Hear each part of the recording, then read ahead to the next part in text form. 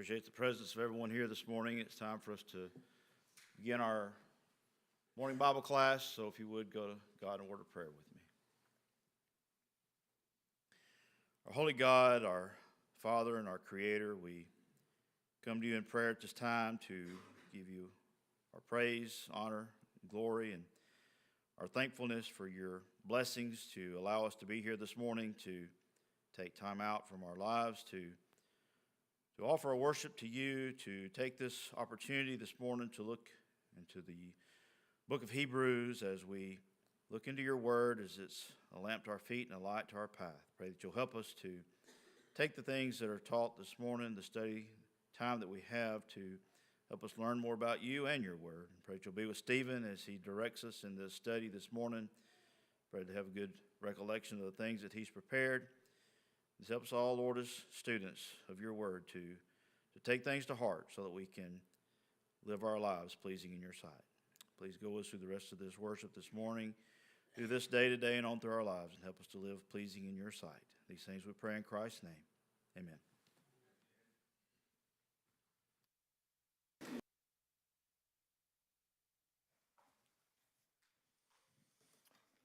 All right. Let's open up our Bibles to the book of Hebrews. We are going to be doing an overview that is distinctly going to have to be an overview. We have 4 classes. That's a little bit less than we intended at the beginning of the quarter. We were planning to have, or beginning of last quarter, we were planning to have 5 classes for Hebrews, but of course we had snow and ice, and so we're down 2 classes.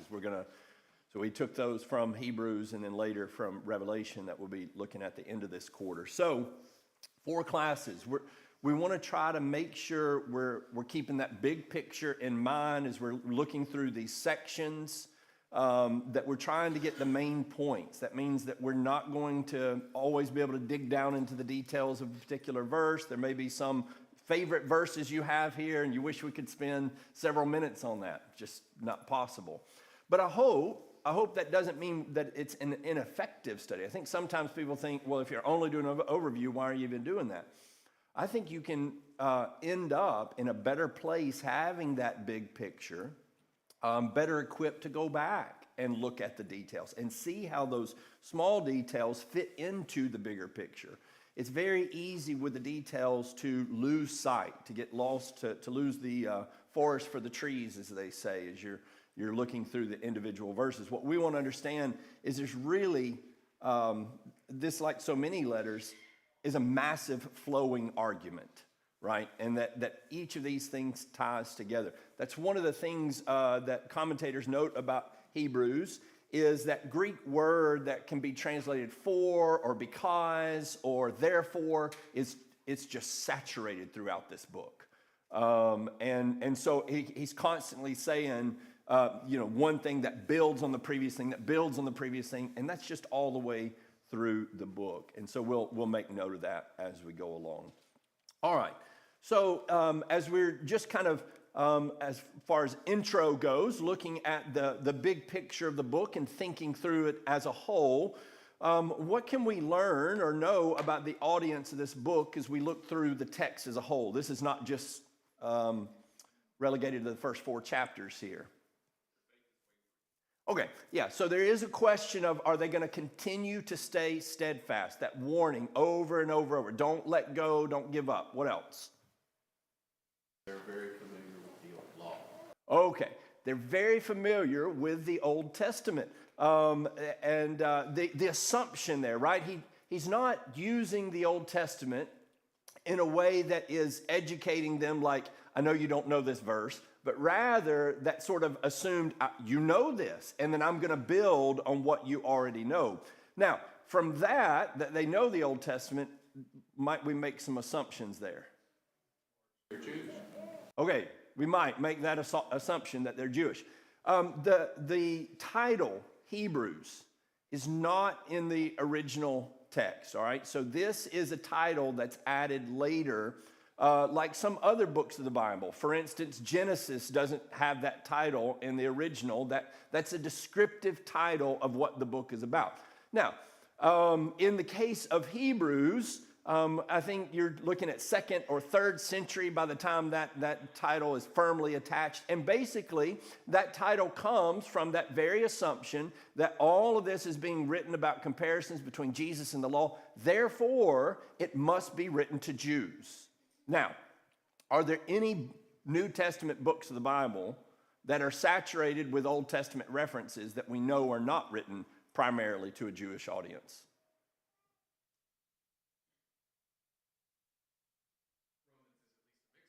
Yeah, Romans.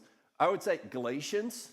Galatians distinctly seems to be a Gentile audience who's being affected by Jewish teaching. But notice the arguments that he makes. For instance, in Galatians, it's about the nature of Hagar and Sarah and Isaac and Ishmael. Those are pretty detailed arguments from the Old Testament. I would say the same thing with Corinthians.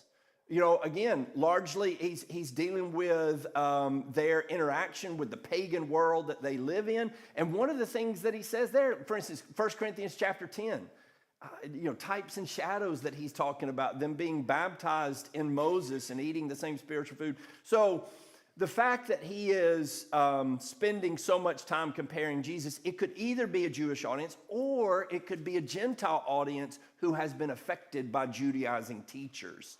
That's certainly the case in Galatians. That seems to be a potential case in Romans, is that they're being affected in that place as well. So all we know is that they know the Old Testament well. I say that because I think just in general we need to appreciate how much the Old Testament was a part of teaching the gospel in the New Testament era. So, for instance, in Acts chapter 17 and verse 11 that we reference often, that the Bereans were more fair-minded. They searched the scriptures daily. Searched what scriptures? The Old Testament. Now, who are the Bereans? Are they Jews? No, that's Macedonia, right? We're talking about Gentile audiences going to and searching the Old Testament scripture to verify that new gospel that's being preached. And of course, Paul rooted his gospel in the revelations of the Old Testament.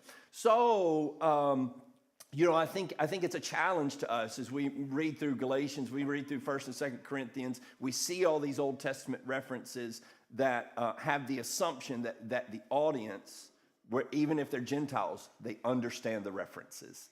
And we ought to understand the references. And boy, Hebrews really challenges us along those lines. Okay, one more aspect, or a couple more aspects about the audience. One is that they were likely well-educated. Hebrews, it seems universally recognized, is the most complex in rhetoric, in Greek writing. There's a word a phrase that describes a word that only shows up once in the New Testament. It's hapax legomen. I think that's how, I don't know how you would actually pronounce that, but the bottom line is it's a word that only shows up once, so you don't get comparisons elsewhere in the New Testament. There are more of those in the book of Hebrews than any other New Testament book. So you can see its uniqueness just in that he's using word choices that the other New Testament writers are not using, and he has more unique words than any other New Testament writers. But then also there's a complexity to the phrasing of it. I was talking to a guy who had done lots of study in translations and so forth, and he said, one of the things that every translation is doing is trying to make all of Old Testament and New Testament texts as easy to read as possible, which is fine. And I understand why they would want to do that. That's not necessarily what the New Testament writers did. Right? When the Hebrew writer wrote this, he wasn't like, I want to make sure I put this down on the lowest possible level. It's frankly not on the lowest possible level. It is more complex, even in the grammatical structure is more difficult. And I'm sure you've read books that's like, this is a lot harder to read than this other book. this would be a lot harder to read. Now, it's been really simplified. They try to get all of the text down to the same. People say it's written on a 5th grade reading level. Really, it's translated into a 5th grade reading level. But now, I'll say this. The arguments can't be brought down to a 5th grade reading level, right? The arguments are still, you can only do so much to simplify them, and we'll see that as we go along. And then finally, and this goes to their faith is wavering. Why was their faith wavering? As we read through the whole book, what seems to be going on? Persecution. Yeah, lots of persecution. They're losing property or have lost property. Some of them have even been thrown into prison, or at least they know people who've been thrown into prison. And so there's a lot of social cost that is coming into maintaining their allegiance to Christ. And so that's what's being addressed. Are you willing to bear the cost? Now, along with that, the fact that they're having property seized means that they have property. Along with that education, they're probably somewhat prosperous, right? If you've got property in danger, then that means that you are a propertied person, which means you are middle class or upper middle class, or maybe even wealthy. So those are some of the things that I think we can know about the audience going in. Okay, so we open up we come back to the beginning here in verse 1, and the attention is turned to Jesus immediately. So if we're wondering what the book is about, it is right off the bat said, pay attention to Jesus. There's a lot of similarity here with the Mount of Transfiguration. This is my son. Hear him, right? So he's pointing away from everybody, or at least flowing from everybody that has spoken up to this point, and now Jesus takes this place of greater honor. And as it's pointing to him, what is that first argument? Before we get to the angels, what's that first argument, or what language does it use to describe Jesus's place in these comparisons here with the people who have revealed before and Jesus? It's basically the heir of all things that God is in possession of, and he is the express image of his Father. Okay, so the heir, verse 2, appointed heir of all things. Latter portion of verse 2, through whom also he made the worlds. And then, of course, as he pointed out, the exact representation of his nature. And then it says, and uphold all things by the word of his power. So it's all creator language, right? The world's created through him. He continues to sustain all things in the world and so forth. So why should we listen to Jesus? It's very similar to what John says, because he's the creator. Right? He's God. That's why. So you've listened to messengers of God. Now we're talking about the very Son of God, who is, in fact, God. So we're making some deity claims here right off the bat. Now, the next thing he does immediately is goes into this comparison of Jesus and the angels. And one of the things I just want to note here as we're getting into this is obviously we're going to be referencing lots of Psalms. This is the primary reference point, even when the Hebrew writer is referencing a story that may be found, for instance, in Numbers chapter 14. He actually references the psalm that addresses Numbers chapter 14 instead of Numbers chapter 14. So we're going to see that in several instances. So he starts bringing up these psalms in order to make these comparisons. And so what are the ways that he is showing that Jesus is superior to the angels? I think first, the fact he is deity, he is God, he made the angels.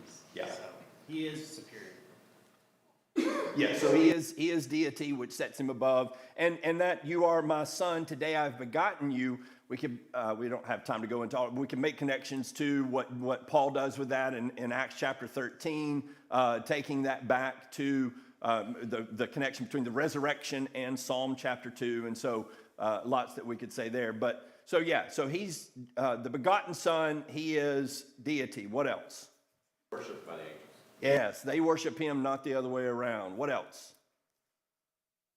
He has a greater inheritance and obtained a greater name through that inheritance. All right, greater inheritance and obtained a greater name. What else? where he sits? Yes. Yeah, he sits. He's not in the presence of God, standing to serve in the presence of God. He sits at the right hand of God. That puts him there on that same level of status. What else? Is made is that he has the power of God. Yes.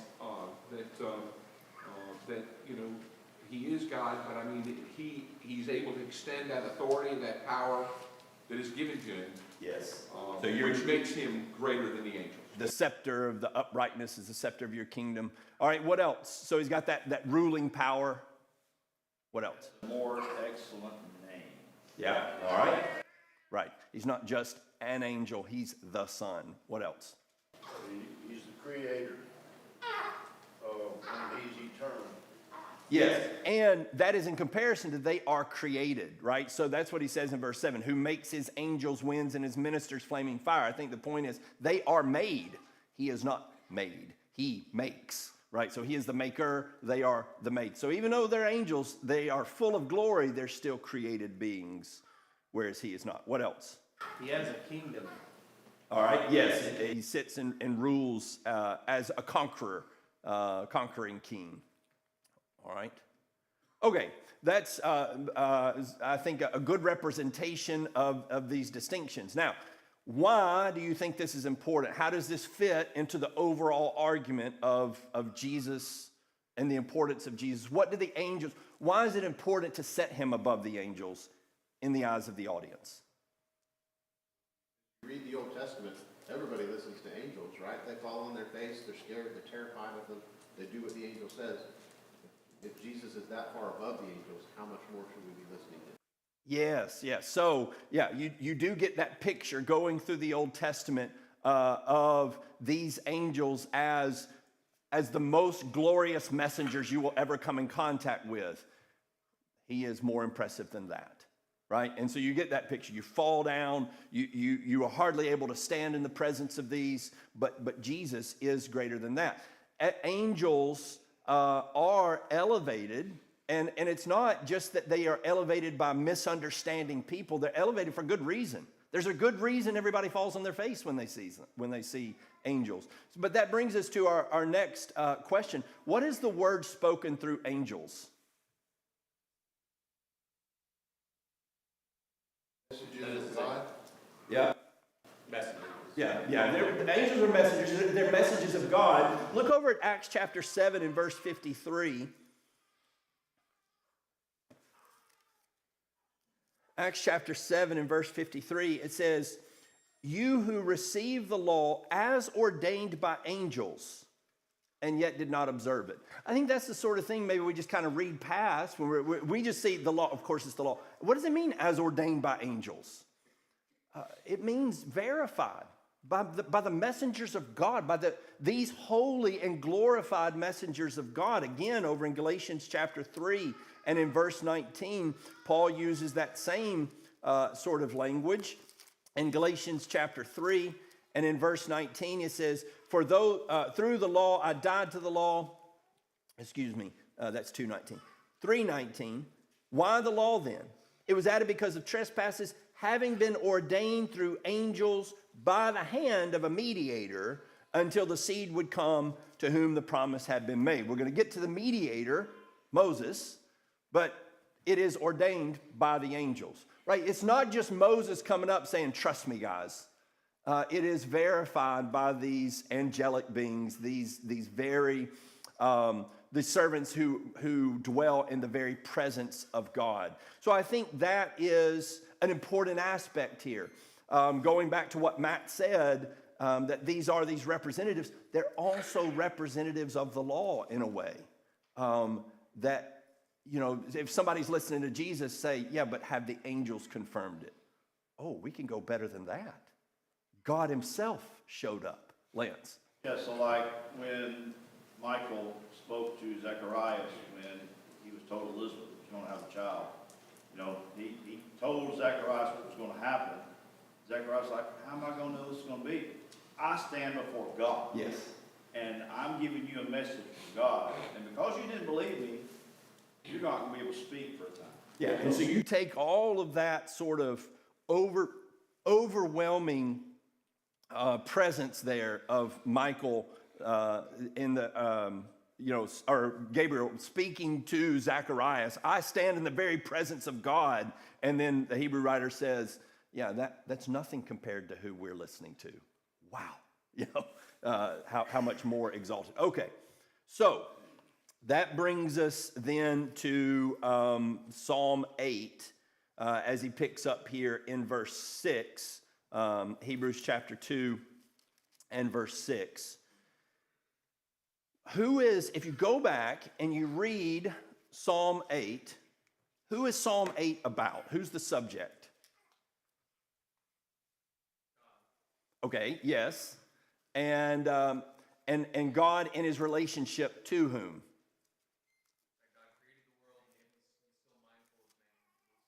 Okay, so mankind, God and his relationship to man. All right. Now, what does the Hebrew writer then do with that? How does he apply it?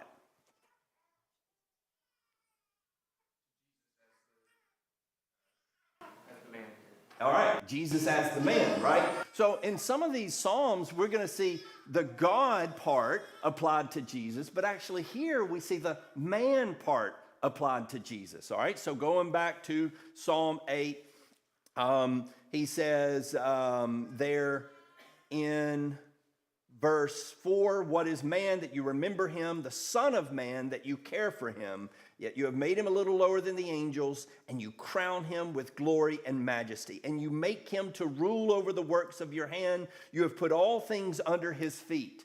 All right, if you go back to Genesis chapter 1, Genesis chapter 2, this is the picture of man in God's creation of man. God's purpose for man, right, is all being described here in Psalm 8. How did man fare with all of that in Genesis 1 and 2? How did he deal with what God had, the privileges God had bestowed upon him? Pardon? Wound up failing. Yeah, he failed in every respect, right? So one of the things I think when we're looking at Jesus is what we see in Jesus is not just God showing up on earth, but showing up as a man and fulfilling everything man is supposed to be, right? So when Psalm 8 says this is what God has done, but Adam really doesn't end up fulfilling that, does he? He doesn't, and then no, Adam's descendants surely don't end up fulfilling all of that, but Jesus does. And Paul will make this point. We see this alluded to in places that Jesus comes, and he's not just a man, he ends up becoming the man. And I don't mean to use that in the trite way that people use it today. You're the man. He is, in every way, the picture of man, right? He fulfills what Adam should have been. And so, to apply Psalm 8 to Jesus is to say, here is this idyllic picture of God and man. Jesus is the ideal picture of man. And he fulfills truly everything that's said. Now, I want to say that's the level at which Jesus is fulfilling. When we look at the law and everything, and we say Jesus fulfills the law, how does he do that? In every way that men fail on that, Jesus fulfills. He ends up, like if you're looking through the prophecies about the restoration, the people coming back to Jerusalem, it just never fully realizes, Israel never fully realizes all of that, do they? The promises that God made. Jesus does. So he is the true Israel, he's the true man, he's the true God. He's all of those things. So I want to suggest to you, this is an interesting way to go back through and interpret the Psalms, and it's what he's going to do over and over. It's like, put your Jesus glasses on and go read the Psalm again. And can you see him now? Where is he in this picture? And with the thought of Jesus, it's not hard to read those verses and think about Jesus, is it? You're like, yeah, that sounds like Jesus. So that's kind of what he's doing. On this side of the cross, you should be able to read Psalm 8 and you should see who Jesus is in this picture and that he fulfills all of these things, that he is the author of our salvation. Now, I think following along with that, so we've we've put Jesus into the slot of man there in Psalm 8. Going on down into verse 10, why is it fitting for him, for God, to perfect the author of their salvation through sufferings? Why is that appropriate, fitting for him to do that? Suffering had to happen at creation when man failed. Okay. Therefore, suffering kind of comes along with the territory of restoration. All right. Suffering is the overriding picture of the existence of man after the fall. So if Jesus is going to come be a man and he's going to come save men by being a part of mankind, then how does he save them? Well, he can't come down here and not suffer, because then he's not a man, right? Then he's staying above what mankind deals with. He comes down. How does he save us? Through going through suffering, and not just suffering, but the kind of suffering that he went through, right?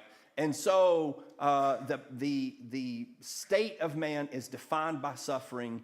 If Jesus is going to save man, he must go through that suffering. And so he is the perfect fulfillment, as we said in Psalm 8. How does he really fulfill that? By coming here and conquering through being a man, successful man, and successful man even in those sufferings, right? He fulfills it by going through the whole process and never failing on our terms. All right. So going down a little bit further into chapter 2 and verse 16, who else gets compared to angels? He was made a little lower than the angels. And then what else? Who else is more privileged than the angels? Yeah, the seed of Abraham, okay? And who is the seed of Abraham in this context? It's Christians. It's the same as Galatians. It's the same as Romans. We're the true seed of Abraham, and so we are rightful inheritors of all those promises. We're getting the fulfillment of those promises. And so when God says to the seed of Abraham that he will give help to the seed of Abraham, that he's saying something that he did not say to the angels. And so just as Jesus is greater than the angels, in this way we are greater. We have greater privileges than the angels. Now, in the grand scheme, in the grand argument, one of the things that he's trying to do is keep people from walking away from all the privileges they have in Jesus. For them to look backwards towards the law that should have pointed them towards Jesus, to look back there as if the privileges are back there. No, the privileges are all pointing this way, not that way. You know, you're getting a backwards mentality. It's not that the law is bad, but that the law would lead you here, not the other way around. And so here is where we find this culmination. Along with that, it talks about him being willing to be considered basically family with us. He was not ashamed to call us his brothers and so forth. That has to do with honor and shame culture, and who would be claimed as family and who wouldn't be claimed. We get to claim to be brothers of the Son of God. So again, all of these things that are being said about Jesus, part of the point is you in Christ are being elevated to so many of those privileges. All right. Briefly, any questions or comments so far? Okay, great. I gave you lots of time. That's your fault if you didn't jump in. Okay, so coming down into chapter 3, where are we moving? What's the next comparison? All right, Moses. All right, so we've talked about angels and now Moses. And the connection, the angels are the ordainers or the confirmers of the law. Moses is, what's his place in the law? The lawgiver. Yeah, he's the mediator of the law, right? He's that one that stands there between God and the people, the one who gives them the law and is the mediator of that law. Now, what's the distinction that's particularly made here comparing Moses to Jesus? Moses is what? This is a servant and Jesus is a son. Yeah. And the privileges are vast, right? The authority distinction is vast. Now, this is not to denigrate Moses' position, but it is to elevate Jesus' position. Okay, if I were to say to you, if I were talking about a guy who's going to run for president, and if I were to say, this guy is going to be an even better president than Joe Biden, like, would anybody be like, wow? No, you'd be like, well, I mean, anybody from the phone book, right? But if I were to say, this guy is going to be a better president than George Washington, you'd be like, well, now, come on. I don't know about that. Because what we're doing, we wouldn't say that to put George Washington down. We would say that to say what a great individual this is. So when he says he is of greater status than Moses, it's not to say, after all, Moses wasn't anything. No, he's saying, as great, as faithful servant. He was the mediator. We don't want to put him down. What we want to say is, as great as he is, Jesus is even more. He is a son in the household. It was a great privilege for Moses to be that faithful servant in the house. The only way you could get greater in privilege is to be the son. And so Jesus is the builder of the house, as it says. He is the patriarch of the house. He's over the house. All right, so then flowing from the bringing up of Moses, we go down into an example from Israel's history. And what example is that?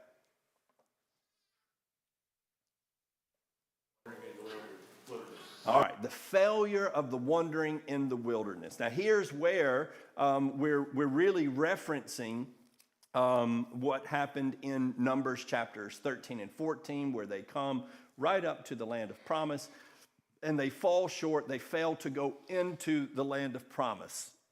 As I mentioned earlier, it's Psalm 95 that is being referenced here, right? That's where the quotations are coming from, is Psalm 95. And he's going to continue, he's going to like make repeated usage of Psalm 95. He's going to keep going back and quoting it, and then he's going to kind of take it apart and start looking specifically at different words there, today and rest, and we're going to talk about that in just a moment. But how is that helpful in the flow of the argument and maybe in connection with Moses?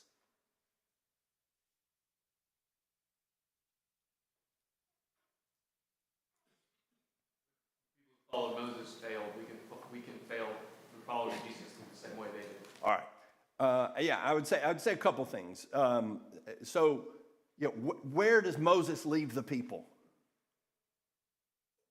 Outside. Yeah. Short of rest. He does not get them into the promised land. So here are people saying, we want the reward. Moses didn't get them there. Like, that's one of the, it's as much as we want to revere, and we ought to revere Moses, I believe, he's just like, do you understand where they ended up? Yes, he was a faithful servant, but a faithful servant that did not get them to that place. What was the result of Moses' leadership? And I don't think that's to dump on Moses. I don't think it's to say this is all Moses' fault. I think he wants you to know Moses is a faithful leader, but that Moses was limited in his ability to get people where they needed to be. And so there's that tie to that. And then, of course, as he says, as Andrew pointed out, you've got the fact that you too can fall. And of course, that's always a point with this very story. 1 Corinthians chapter 10, very similar point. They had all the same spiritual privileges you have, and they fell short, and so you can too. And we're going to continue to see that as we go on down. So they're going back to a dead end, I think is the idea. You're going back to Moses. Do you remember what happened to the people that Moses led? They never quite got into the rest that was promised. Now, that brings us to this argument about rest. Going back to Psalm 95, beginning in verse 7, therefore, just as the Holy Spirit says, today if you hear his voice, do not harden your hearts as when they provoked me, as in the day of trial in the wilderness, where your fathers tried me by testing me, and saw my works for 40 years. Therefore I was angry with this generation and said, they always go astray in their heart. They did not know my ways. As I swore in my wrath, they shall not enter my rest. Okay. 5 minutes. What is the argument here about rest? Don't take up all 5 minutes because I got some things to say. But In order to obtain the rest, it requires diligence on behalf of those who are striving yes. for that. All right, I think that's one of the main things right there. If you want to get there, you got to keep on keeping on. These people didn't, and they missed it. All right, but let's walk through some of the things that he says here, particularly in chapter 4. So first of all, it's in the context, let us fear, lest while a promise remains of entering his rest, any one of you may seem to have fallen short of it. That's exactly what Sam was just saying there. If we give up, we will not make it, just like they gave up and they did not make it. Okay, for we who have believed enter that rest, just as he has said, as I swore in my wrath, they shall not enter my rest, although his works were finished from the foundation of the world, for he has spoken somewhere in this way concerning the seventh day, and God rested on the seventh day from all his works. And again, in this passage, they shall not enter my rest. All right. So we were talking about Psalm 95 and through Psalm 95 referencing Numbers chapter 13 and 14 where they failed to enter his rest. But now he's brought in Genesis chapter 2 and verse 2.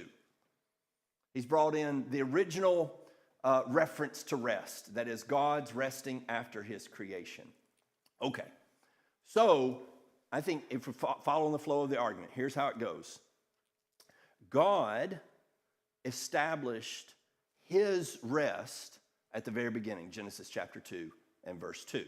All right, so he says that. But then, all this time later, in Numbers chapter 14, he's saying, they shall not enter my rest. I think the idea is, yes, God talked about, established his rest from the very beginning. Now, his rest was after what? After he finished his work. All right. Then what he does is he carries that forward to Numbers chapter 14 and says, we're still, the rest and entering into his rest is available all the way over here in Numbers chapter 14, and they missed it. All right. Then I think he goes one further. If you go down again, he again determines a certain day, today, saying through David, after so long a time, just as has been said before. So now he's carrying it forward from Numbers chapter 14 all the way into the time of David. So you got, first of all, the rest, the opportunity to enter God's rest wasn't over at Genesis 2 and verse 2. All right. Adam and Eve failed to enter that rest. Numbers 14, Israel failed to enter that rest. But all the way over in David's time, when they're already in Canaan, David is still saying, you got an opportunity here. Don't fail to enter his rest. Well, they're already in Canaan. Then Canaan must not have been it. So it wasn't something that we missed out on in Adam. It wasn't something that we missed out on with Israel. And it wasn't something that we missed out on in David's day. What he's showing is that this is an ongoing, open invitation to enter God's rest. And he's also showing these people failed, these people failed. They were still failing in David's day when he says this. Don't you fail to enter into God's rest. Now, when do you get to enter God's rest? When the work is done, just like God rested after the work was done. And so he's saying to them, you get to go into the rest if you work until the work is done. And that is the relationship between work and rest. That's always, in fact, been the relationship between work and rest. 6 days you shall work. You rest when the work is done. And that is meant to communicate eternal realities. That week, each week was supposed to be reminding them, we work until the end of the week, then we get to rest. You work to the end of your life, and then you get to rest. And so I think that's what he's doing, is bringing this all the way forward and say, the door's still open, guys.